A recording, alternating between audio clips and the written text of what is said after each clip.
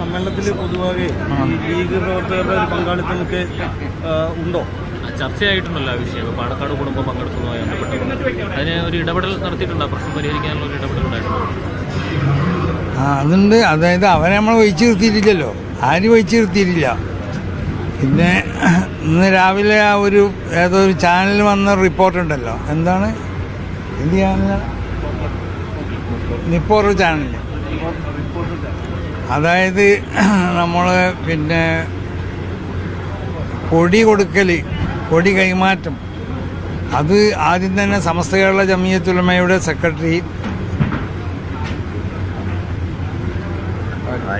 Professor K Alikutty Musliyar, അവർ രോഗശയ്യയിലാണ്, അവർക്ക് അവിടെ പങ്കെടുക്കാനൊന്നും സാധിക്കില്ല. അപ്പോൾ ആദ്യം തന്നെയുള്ള പ്രോഗ്രാം കമ്മിറ്റിൻ്റെ തീരുമാനം അവരിൽ നിന്ന് കൊടി വാങ്ങുക എന്നുള്ളതാണ് ആലിക്കുട്ടി മുസ്ലിയാർ. അതനുസരിച്ച് തന്നെ നടത്തപ്പെട്ടു. അല്ലല്ല, ആദ്യം അങ്ങനെ ഒന്നും ഉണ്ടായിട്ടില്ല. അങ്ങനത്തെ അത് വളരെ തെറ്റാണ്. ആ വാർത്തയിലാ വന്നത് വളരെ തെറ്റാണ്. അവർക്ക് ഞാൻ തങ്ങളോട് പറഞ്ഞതിന്, ഞാൻ അങ്ങോട്ട് സിയാറത്തിന് വരുമ്പോൾ അവിടെ നിങ്ങൾ ആ കൊടി, പിന്നെ എൻ്റെ കയ്യിലല്ല കൊടി നിങ്ങളവിടെ നിങ്ങളെ വാപ്പാൻ്റെയും പിന്നെ സഹോദരന്മാരെയൊക്കെ അവിടെ വെച്ചിട്ട് എടുത്തിട്ട് ആലിക്കുട്ടി മുസ്ലിയാർക്ക് കൊടുത്തയച്ചാളി. ആലിക്കുട്ടി അങ്ങനെ പറഞ്ഞു, അതേ പറഞ്ഞിട്ടുള്ളൂ. അല്ലല്ല, അങ്ങനെ ഇല്ലല്ലോ. സമസ്തൻ പതാക കൈമാറുള്ളത് ഇന്ന സ്ഥലത്ത് അന്നത്തെ ഓരോ സമയത്തുള്ള. ഇപ്പോൾ മുമ്പ് ചെറുശ്ശേരിയാണ് ബാപ്പു മുസ്ലിയാർക്ക് പതാക കൊടുത്തത്. അന്ന് ഐതറി തങ്ങളൊക്കെ ഉള്ള കാലത്തല്ലേ. അങ്ങനെ അത് നമുക്കറിയില്ല, ചിത്രീകരിച്ചതാണോ അതാണ് നിങ്ങളോടും പറയാനുള്ളതാണ്. പറഞ്ഞതേ പറയാൻ പാടുള്ളൂ, പൊള്ളുങ്ങളും പറയാൻ പാടില്ല. അപ്പം നിങ്ങൾക്ക് അങ്ങനെ സ്വഭാവം ഉണ്ടല്ലോ, അപ്പം അതുണ്ടാവരുത്. നമ്മൾ പറഞ്ഞതേ പറയാൻ പാടുള്ളൂ. ലീഗ് പ്രവർത്തകരുടെ പങ്കാളിത്തത്തിലുണ്ടോ? ഏതിൽ? ലീഗ് പ്രവർത്തകരൊന്നും നമ്മൾ ഒഴിവാക്കിയിട്ടില്ലല്ലോ. ഉണ്ടോന്ന് ചോദിച്ചാൽ നമ്മൾ ഓരോ സമയത്തും ഓരോ പരിപാടിയിലും പങ്കെടുക്കാൻ വേണ്ടി ലീഗ് നേതാക്കന്മാരെയും ലീഗ് പിന്നെ പ്രവർത്തകരെന്ന് പറഞ്ഞാൽ എല്ലാം സമസ്തൻ്റെ പ്രവർത്തകർ, ലീഗിൻ്റെയും പ്രവർത്തകരാവാം, വേറെയും പ്രവർത്തകരുണ്ടാവുമല്ലോ. ഇപ്പോൾ ഇതിൽ കുറേ പ്രവർത്തകരില്ലേ, അത് സമസ്തൻ്റെ പ്രവർത്തകരും ആവാം, ലീഗിൻ്റെ പ്രവർത്തകരും ആവാം. ലീഗ് പ്രവർത്തകരെ ഒഴിവാക്കിയെന്ന് ചോദിച്ചാൽ പ്രവർത്തകരെ എങ്ങനെ ഇപ്പോൾ നമുക്ക് ഒഴിവാക്കാൻ പറ്റും? നമുക്ക് സമസ്ത എന്ന് പറഞ്ഞ ഈ പ്രസ്ഥാനത്തിനോട് എല്ലാ നിലക്കും പിന്തുണയുള്ളവരൊക്കെ സമസ്തൻ്റെ പ്രവർത്തകരാണ്. അവരൊക്കെ ഈ കൂടിയിട്ടുണ്ടാവും. അത് ലീഗരും ആവാം, കോൺഗ്രസ്സുകാരും ആവാം. ഇനി ഇവിടെയൊക്കെ കേരള കോൺഗ്രസ് അല്ലല്ലോ, കേരള കോൺഗ്രസ്സുകാരും ആവാം, മനസ്സിലായി, പലരും ആവാം. ഇനിയുള്ള പരിപാടികൾ, അതെ, ഇനിയുള്ള പരിപാടിയിൽ നല്ല പാണക്കാട് മുമ്പേ തീരുമാനിച്ചതാണല്ലോ. പാണക്കാട് തങ്ങളാണ് മലപ്പുറത്ത് ഞാൻ ചെല്ലുമ്പോൾ ആ യോഗ ഉദ്ഘാടനം ചെയ്യേണ്ടത്. ഇവിടെ ഇപ്പം ആരാണ് ഉദ്ഘാടനം ചെയ്തതെന്ന് തന്നെ എന്താണ് ഗ്രീൻ കുര്യാക്കോസ് MP ആണ് ഇവിടെ ഉദ്ഘാടനം ചെയ്തത്. ഇന്നലെ മന്ത്രി സജി ചെറിയൻ എന്ന് ഉദ്ഘാടനം ചെയ്തത് എവിടെ? ആലപ്പുഴ. വാസന എന്ന് ഉദ്ഘാടനം ചെയ്തത് എവിടെ? കോട്ടയത്ത്. മുഖ്യമന്ത്രിയാണ് ഉദ്ഘാടനം ചെയ്തത് തിരുവനന്തപുരത്ത്. കൊല്ലത്ത് പിന്നെ കൊടിക്കുന്നിൽ സുരേഷാണ് ഉദ്ഘാടനം ചെയ്തത്. അവിടെയൊക്കെ കോൺഗ്രസിൻ്റെയും പിന്നെ രണ്ട് ഇടതുപക്ഷത്തിൻ്റെയും വലതുപക്ഷത്തിൻ്റെ ഒക്കെ നേതാക്കന്മാർ നമ്മളെ ഇടതുപക്ഷത്തും വലതുപക്ഷത്തൊക്കെ ഇരിക്കുകയാണ്. അവർ മലപ്പുറത്ത് എല്ലാ സ്ഥലത്തും നോക്കിയാലും. അല്ല, ഇന്നലെ തിരുവനന്തപുരം എവിടെയാണ്? ഇന്നലെ എവിടെ? നമ്മൾ രാത്രി ആലപ്പുഴയിലും അങ്ങനെ തന്നെയാണ്.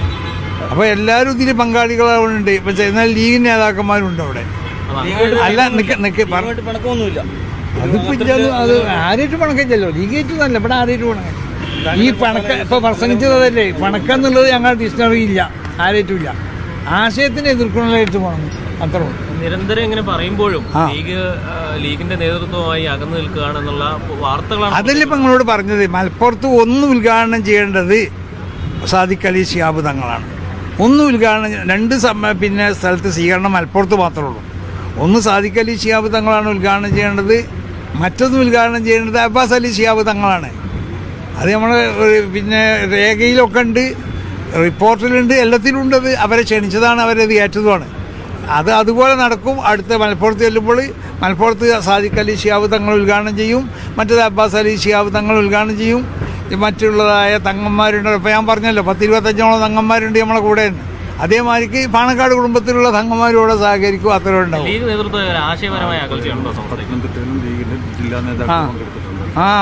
പത്തനംതിട്ടയിലും ലീഗ് എന്താ ആശയം? നമ്മളെ ആശയത്തിലില്ല. എന്താ ആശയം? നമ്മൾ അഹ്ലുസുന്നത്തി വൽ ജമാഅത്തിന്റെ ആശയമാണ്. ആ ആശയമുള്ളവരായിട്ട് ഇപ്പം നമുക്ക് വലിയ തൃപ്തിയില്ലല്ലോ. ലീഗ് നേതൃത്വത്തിൽ ആശയം പിൻപറ്റും. അല്ല, ആ ആശയം എന്നല്ല, ലീഗിനെ നമ്മൾ നല്ല ആശയം നോക്കിയിട്ടല്ലോ പിൻപറ്റണത്. ലീഗ് ഒരു രാഷ്ട്രീയ സംഘടന എന്നുള്ള നിലക്കല്ലേ പിൻപറ്റുന്ന. പ്രതിസന്ധിയില്ലേ ലീഗ് നേതൃത്വത്തിൽ? ഒരു പ്രതിസന്ധി ഞങ്ങൾക്കില്ല. ലീഗുമായിട്ടുള്ള പറ്റാത്ത സാഹചര്യമുണ്ടോ? എന്താണ് ഇവിടെ ഒരു രാഷ്ട്രീയ പാർട്ടികളായിട്ടുള്ള ബന്ധം മുന്നോട്ട് കൊണ്ടുപോകാൻ പറ്റാത്ത ഒരു സാഹചര്യം ഇല്ലല്ലോ. ആരായിട്ടും ഒരു അകൽച്ചയില്ല. അത് മലയാളം എനിക്ക് മനസ്സിലാവൂലേ? ഒരു വട്ടം പറഞ്ഞില്ലേ, രണ്ടാമട്ടും പറഞ്ഞില്ലേ, പിന്നെ വേറെ പൊതുവായും പറഞ്ഞ് ഒരു രാഷ്ട്രീയ പാർട്ടികളൊന്നും, എല്ലാ രാഷ്ട്രീയ പാർട്ടികളായിട്ട് നമ്മൾക്ക് യാതൊരു ബന്ധത്തിനൊരു തകരാറില്ല. അതാണിപ്പോൾ കണ്ടുപോയിരുന്നത്. പിന്നെ വേറൊന്നുകൂടി പറയാണ്ട് അതുകൂടി കേട്ടോളൂ. അതായത് പിന്നെ നമ്മളെ ഈ പിന്നെ സമ്മേളനത്തിൻ്റെ സ്വാഗത സംഘത്തിൽ ചിലരെ ഉൾപ്പെടുത്തിയിട്ടില്ല എന്നുള്ളതിൻ്റെ അടിസ്ഥാനത്തിൽ പിന്നെ നമ്മളെ പ്രത്യേകമാവുന്ന ചില നേതാക്കന്മാരൊക്കെ ഉൾപ്പെടുത്താൻ വേണ്ടി നമ്മളോട് ആവശ്യപ്പെട്ടതിൻ്റെ അടിസ്ഥാനത്തിലും നാസർ ഫൈസി നമ്മളൊരു അസിസ്റ്റന്റ് പിന്നെ ഡയറക്റ്റായിട്ട് ഉൾപ്പെടുത്തി. ക്രിസ്റ്റൽ ക്ലിയർ ആണ്, വെട്ടിത്തുറന്നുള്ള മറുപടികളാണ്. എത്രയധികം കുത്തിത്തിരിപ്പുകൾ ഉണ്ടാക്കാൻ ശ്രമിച്ചാലും തങ്ങളുടെ ആ ഒരു സംസാര ശൈലി എത്രയൊക്കെ ചുഴന്നെടുക്കാൻ മാപ്രകൾ ശ്രമിച്ചുകൊണ്ടിരിക്കുക. കേരളത്തിലെ മാപ്രകളുടെ ഒരു അവസ്ഥയാണ്. ഇത്രയും കാലം ബഹുമാനപ്പെട്ട ജിബ്രീൽ തങ്ങളുടെ കയ്യിൽ നിന്ന് മാത്രമേ ഇവർക്ക് കിട്ടാത്തതുണ്ടായിട്ടുള്ളൂ. പക്ഷേ ഇന്നലെ അതും സംഭവിച്ചു. നിങ്ങളൊന്ന് ആലോചിച്ച് നോക്കണം. ബഹുമാനപ്പെട്ട സാദിഖ് അലി തങ്ങള്, ബഹുമാനപ്പെട്ട അബ്ബാസ് അലി തങ്ങള്, പാണക്കാട്ട് കുടുംബം മലപ്പുറത്ത് ജാഥ എത്തുമ്പോ അവിടെ ഉണ്ടാകും. അവിടെ മലപ്പുറത്തും തിരൂരിലും 2 സ്വീകരണ കേന്ദ്രങ്ങള് അവിടെ ഉണ്ടാകുമെന്ന് തങ്ങൾ അർത്ഥശങ്കക്കിടയില്ലാതെ ഒരു ശങ്കയുമില്ലാതെ ആവർത്തിച്ച് പറയുമ്പോ പിന്നെയും ചോദിക്കുക ആശയം. എന്ത് ആശയമാണോ നിങ്ങൾ എന്താ കരുതിയത്? സമസ്ത എന്ന് പറയുന്നത് ഈ ദീനാണ്.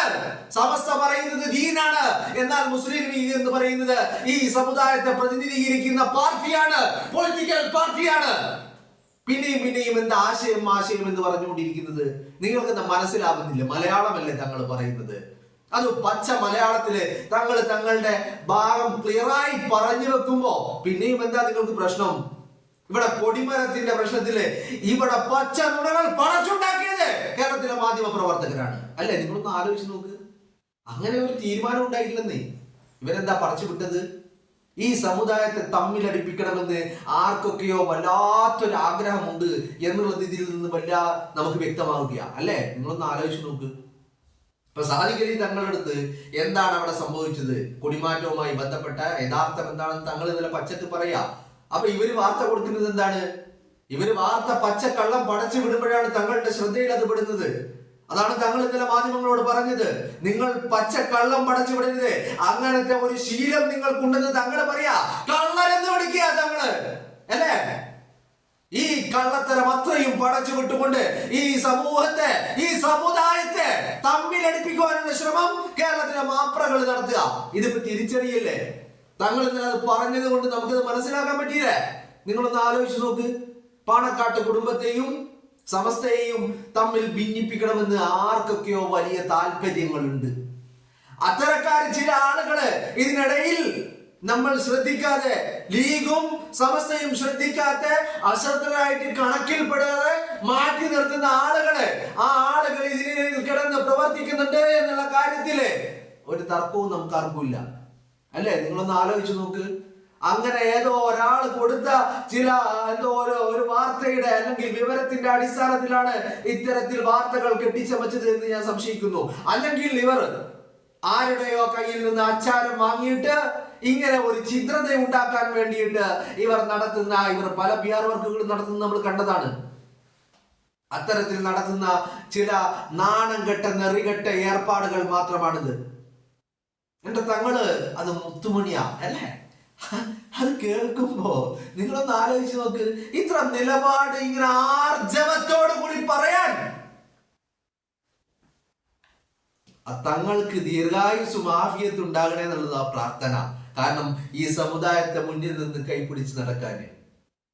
ഞാൻ പറഞ്ഞില്ലേ, ഇവിടെ സമസ്തയും ലീഗും പാണക്കാടും സമസ്തയും ഇതൊക്കെ പൂരക ഘടകങ്ങളാണ്. അവിടെ അത് തമ്മിൽ അവരുടെ ഇടയില് എന്തൊക്കെയോ ചിലത് നടത്താൻ ചിലർ ബോധപൂർവമായ ശ്രമം നടത്തുന്നുണ്ട്. അതെനിക്ക് തോന്നുന്നു ചില അധികാരങ്ങൾക്ക് വേണ്ടി, ചില സ്ഥാനമാനങ്ങൾക്ക് വേണ്ടി അവരത് നടത്തുന്നുണ്ട് എന്നുള്ളതാണ്.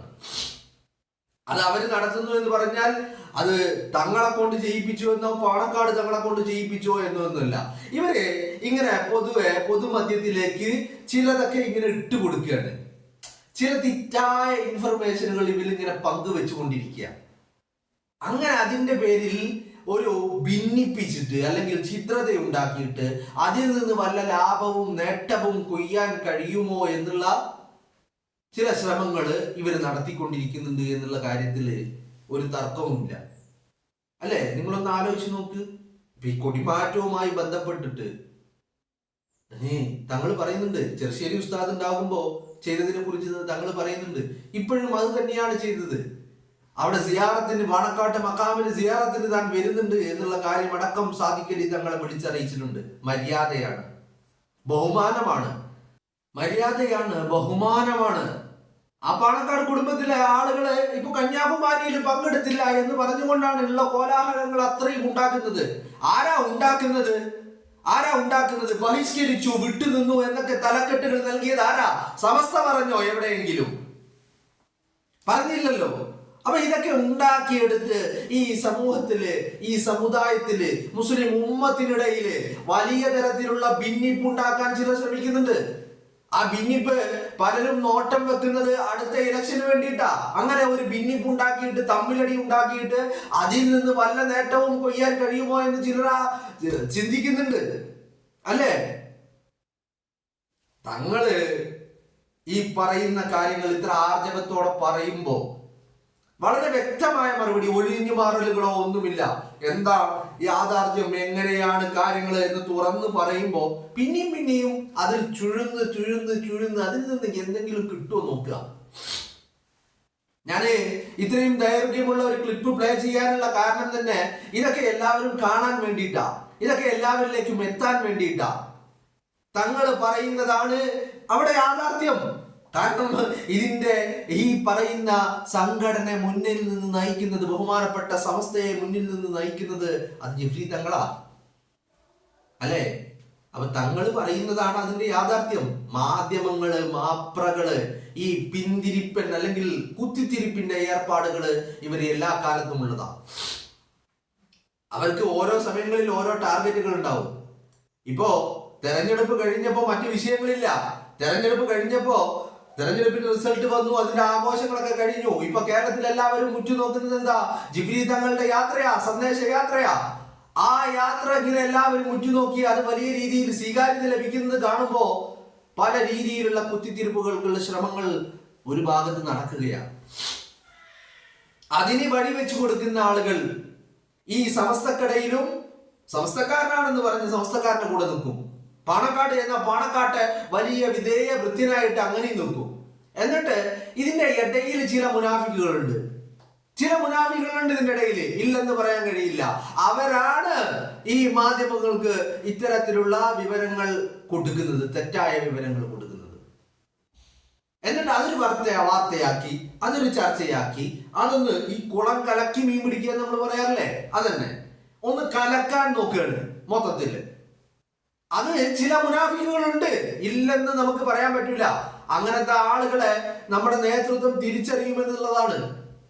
തിരിച്ചറിയുന്നുണ്ട്. പലരെയും നായി തൊട്ട കലം പോലെ മാറ്റി നിർത്തുന്നുണ്ടെങ്കിൽ അതിനുള്ള കാരണം ഇവരുടെ ഈ ഫിത്ന തന്നെയാ.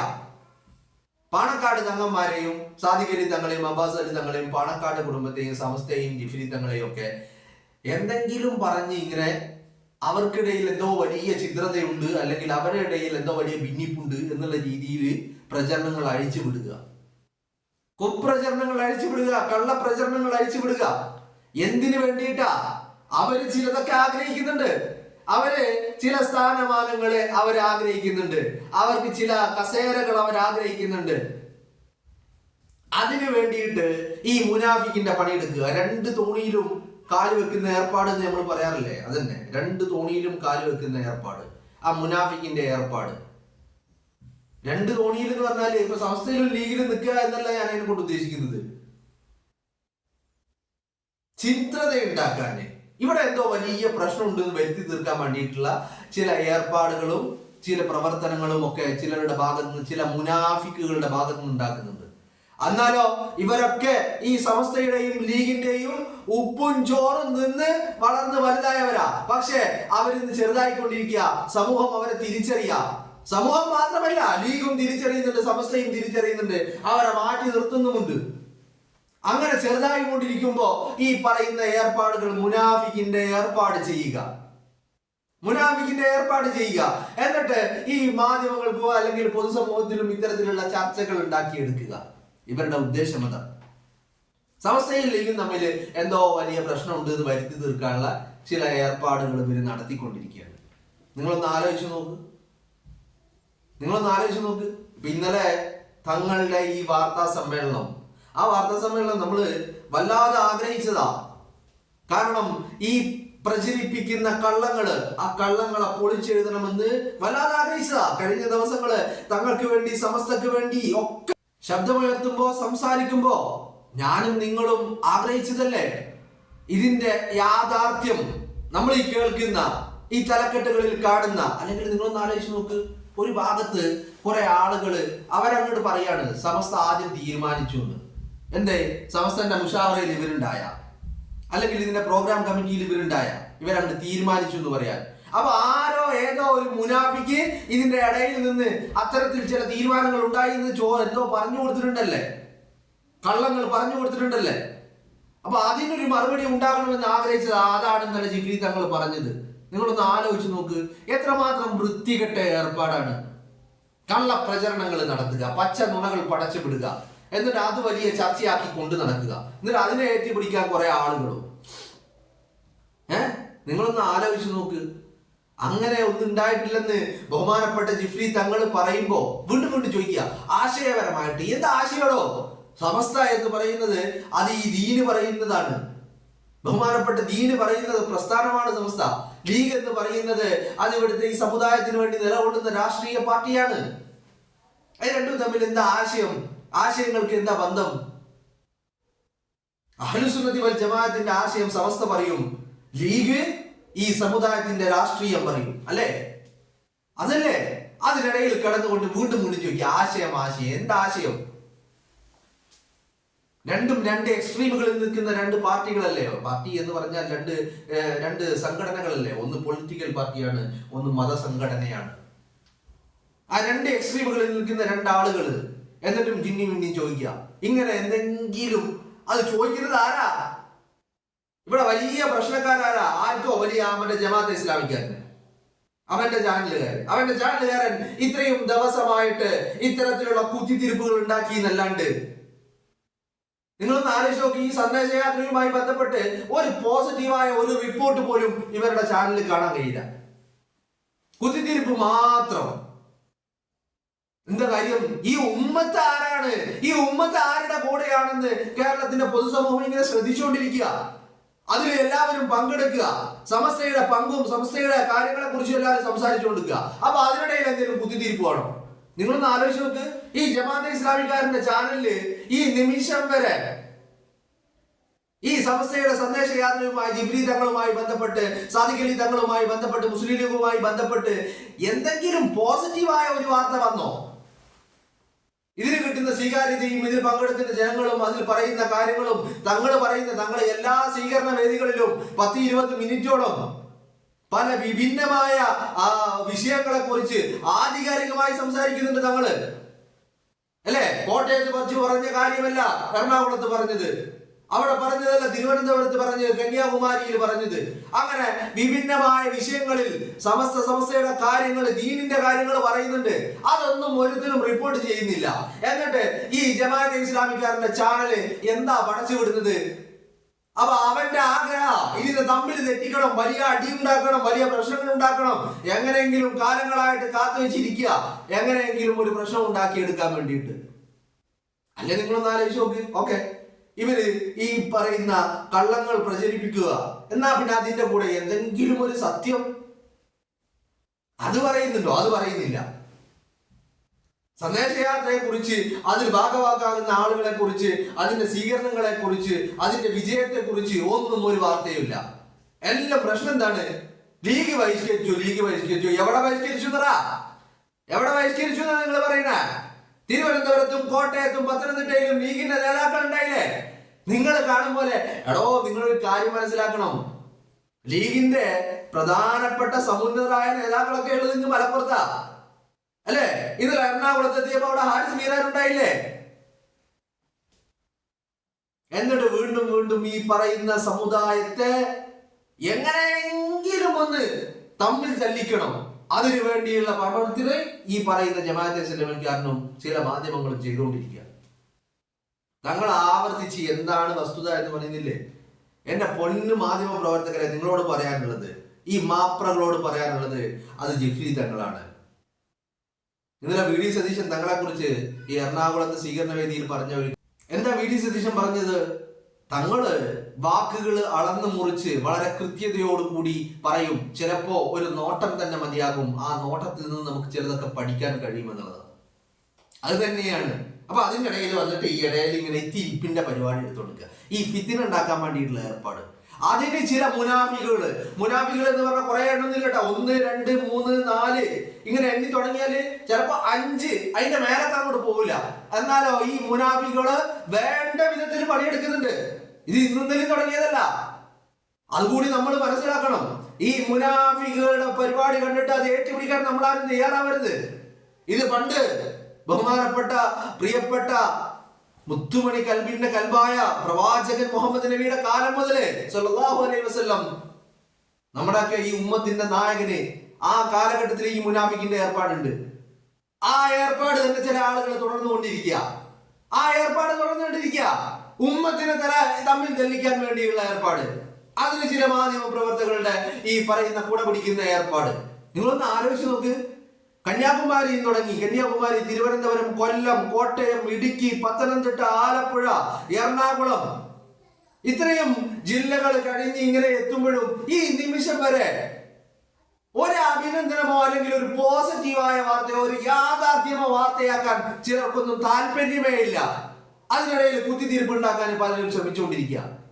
എന്ത് മേച്ഛമായ ഏർപ്പാടാണ്, നിങ്ങളൊന്ന് ആലോചിച്ച് നോക്ക്. എത്ര മേച്ഛമായ ഏർപ്പാടാണ് ചെയ്തുകൊണ്ടിരിക്കുന്നത്. പാണക്കാട് തങ്ങന്മാരെ സമസ്തക്കിടയിലും എന്തോ വലിയ മല പൊട്ടി ഒലിക്കുന്നത് പോലെ, വലിയ വല്ലപ്പാശം വരും പോലെ എന്തോ വലിയ പ്രശ്നമുണ്ട് വരുത്തി തീർക്കാനുള്ള ശ്രമങ്ങള്.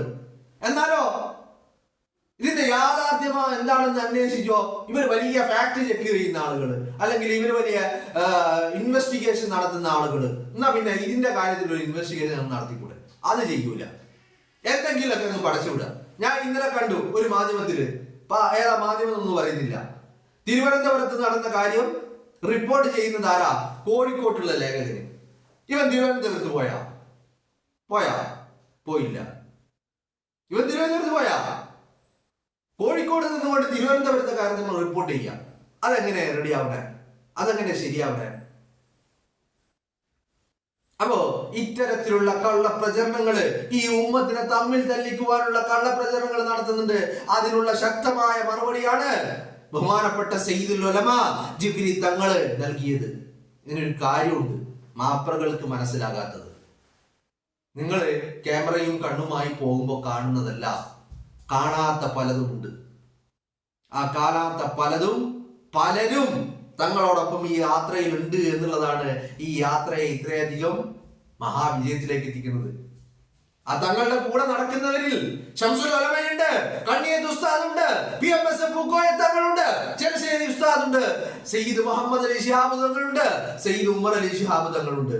പിന്നെ ഈ സമ്മേളനം പ്രഖ്യാപിച്ച ആറ്റപ്പൂ സയ്യിദ് ഹൈദർ അലി ശിഹാബ് തങ്ങളുണ്ട്. അവരെ ഒന്നും നിങ്ങൾക്ക് നിങ്ങളുടെ നഗ്ന നേത്രങ്ങൾ കൊണ്ട് കാണാൻ സാധിക്കില്ലടോ. നിങ്ങളുടെ ക്യാമറ കണ്ണുകളിൽ അവരുടെ ദൃശ്യങ്ങൾ നിങ്ങൾക്ക് ഒപ്പിയെടുക്കാൻ കഴിയില്ല. പക്ഷെ അവരൊക്കെ ബഹുമാനപ്പെട്ട ജിബ്രി തങ്ങളുടെ കൈ പിടിച്ച് നടത്താൻ ജിബ്രി തങ്ങൾക്ക് മുന്നേ നടക്കുന്നുണ്ട്. അത് നിങ്ങൾക്ക് കാണാൻ കഴിയില്ല എന്നുള്ളതാണ്. അതാണ് നിങ്ങളുടെ ഏറ്റവും വലിയ പരാജയം. അതുകൊണ്ടാണ് ഒരു സ്വാത്വികനായ മനുഷ്യൻ, ഒരു വാക്കുകൊണ്ടും നോക്കുകൊണ്ടും ഒരാളെയും ഉപദ്രവിക്കുകയോ ദ്രോഹിക്കുകയോ ചെയ്യാത്ത പ്രിയപ്പെട്ട ബഹുമാനപ്പെട്ട മുത്തുമണി തങ്ങള്, ആ തങ്ങളുടെ വായിൽ നിന്ന് നിങ്ങൾക്ക് കേൾക്കേണ്ടി വന്നിട്ടുണ്ടെങ്കിൽ പറയുന്നത് മനസ്സിലാകുന്നില്ലേ? നിങ്ങൾ പൊള്ളു പ്രചരിപ്പിക്കുന്നുണ്ട്. തങ്ങൾ പറഞ്ഞ വാക്കാ, നിങ്ങൾ പൊള്ളു പ്രചരിപ്പിക്കുന്നുണ്ട്. അങ്ങനെ ഒരു ശീലം നിങ്ങൾക്കുണ്ട് എന്ന് തങ്ങളെ കൊണ്ട്, തങ്ങളെ വായിലെ കൊണ്ട് നിങ്ങൾ പറയിപ്പിച്ചിട്ടുണ്ടെങ്കിലേ അത് നിങ്ങളുടെ തോൽവിയാണോ? അത് നിങ്ങളുടെ തോൽവിയാ. മാധ്യമ പ്രവർത്തനം എന്ന് പറയുന്നത് കള്ളങ്ങൾ പടച്ചുവിടാനുള്ളതല്ല എന്നുള്ളത് ഇനിയെങ്കിലും നിങ്ങളൊന്ന് മനസ്സിലാക്കുക. അത്രേ നിങ്ങളോട് പറയാനുള്ളൂ. ഇനി നാളെ ഇത് മലപ്പുറത്തിന്റെ മണ്ണിലെത്തുമ്പോ അവിടെ സാദിഖ് അലി തങ്ങളും പാണക്കാട്ടെ കുടുംബവും അബ്ബാസ് അലി തങ്ങളും ഒക്കെ ഇതിന്റെ ഭാഗമാകുമ്പോ അപ്പൊ നിങ്ങൾ എന്താ പടച്ചുവിടുക?